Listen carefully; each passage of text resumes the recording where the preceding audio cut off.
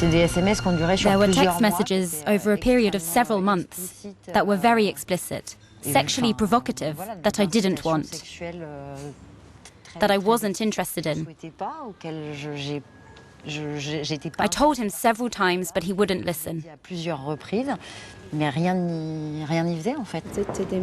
There were threats, physical touching, kissing me, asking me to sleep with him. He straight out asked me to have sex with him. And he would show me pornographic videos in his office. I looked away, but I was shocked.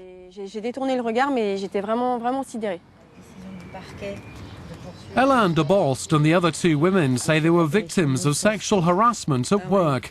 De Bost is a member of France's Green Party and the deputy mayor of Le Mans.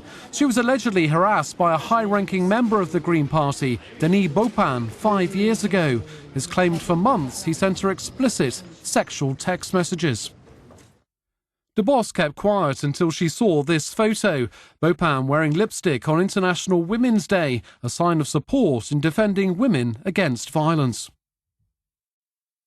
When I saw that picture, I became nauseous and even threw up. And on the same day, the 11th of March, he was given a new interministerial position. And to know that because we stayed silent, didn't do anything, didn't say anything, not only can he pretend to be a defender of women's rights, but he gets handed a new mission in a new area with new women who will not have been warned about him, who won't know. I really had the feeling that I had made an enormous mistake in staying silent, and that if I say nothing, all this will continue.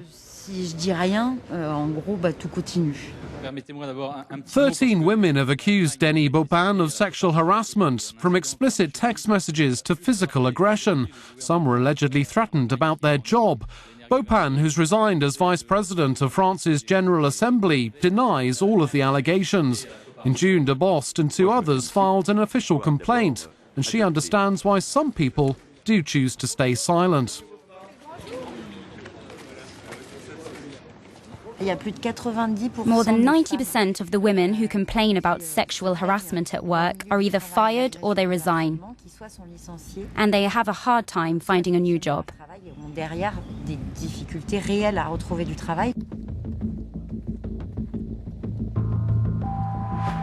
The allegations rocking the political scene shine the spotlight once again on a hidden world of sexual harassment. It's estimated that in France alone, 1 out of 5 women has been sexually harassed at their workplace.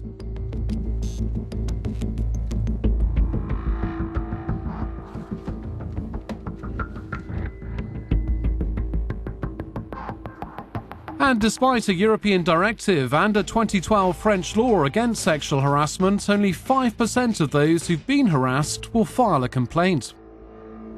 How do you define sexual harassment at work? And where do you draw the line between seduction and harassment? Is it a hand on the knee or on the leg, or a text message saying, "You look nice in that dress you're wearing"?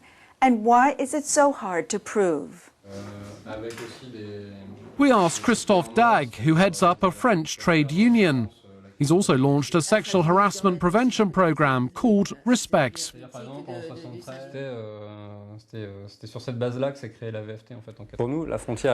For us, the line is very clear between what is seduction and what is sexual harassment.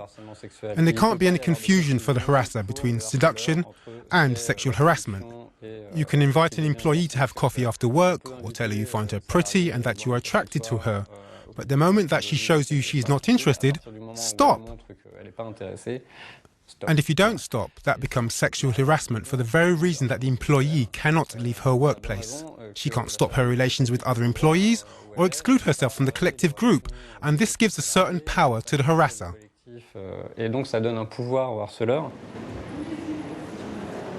Proving a sexual harassment case at an appeal court specialised in labour laws is what these women are hoping to do.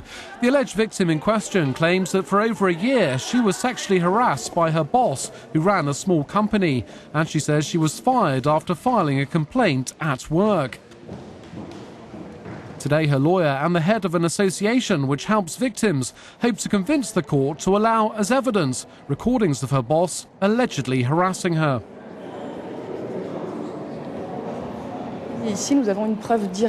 Here we have direct proof of sexual harassment. It generally takes place behind closed doors, so we rarely have direct proof. Today our goal is to have it recognised, that it's not unfair if a victim records her harasser because this harassment is a crime. She's not violating his intimacy or his personal life, she just wants to prove the facts.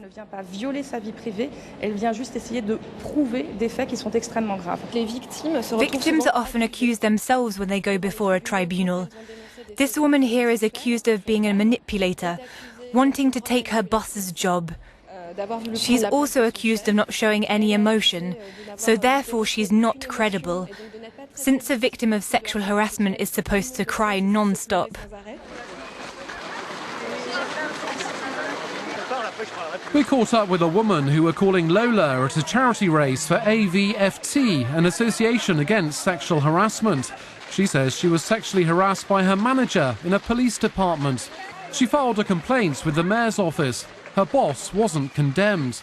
Lola believes the mayor, up for re-election, didn't want to tarnish the municipality's reputation.